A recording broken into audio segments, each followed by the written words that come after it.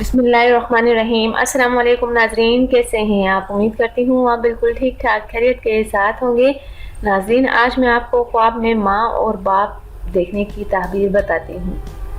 کسی نے دیکھا کہ اس کی والدہ نے اس کو جنا ہے۔ اگر صاحب خواب مریض ہے تو اس کی موت کی دلیل ہے، اس لیے کہ بچے کی طرح میت کو بھی کپڑے میں لپٹایا جاتا ہے۔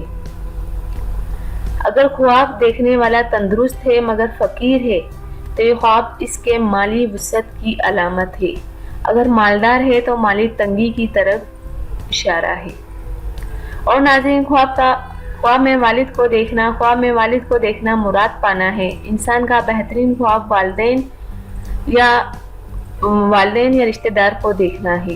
کسی نے خواب میں اپنے والد کو دیکھا کہ اگر صاحب خواب محتاج ہو تو ایسی جگہ سے اس کو رزق ملے گا جہاں اس کو ملنے کا امکان تک نہ ہو۔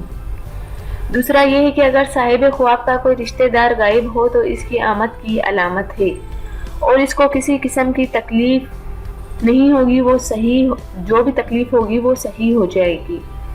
کسی نے دیکھا کہ اس نے اپنے والد کو ایک مکان میں ٹھہرایا اور وہ مکان بلند ہوا تو تعبیر یہ ہے کہ صاحب خواب اپنے والد کے کاموں کو خواہ دینی ہو یا دنیاوی ضرور پورا کرے گا۔ تو ناظرین، خواب میں ماں اور باپ دیکھنے کی تعبیر میں نے آپ کو ہر طریقے سے بیان کر دی ہے۔ امید کرتی ہوں کہ آپ کو سمجھ آ گئی ہوگی۔ جانے سے پہلے صرف اتنا ہی کہوں گی، میرے چینل کو ضرور سبسکرائب کر دیں اور میری ویڈیوز کو ضرور شیئر کر دیں۔ Thank you.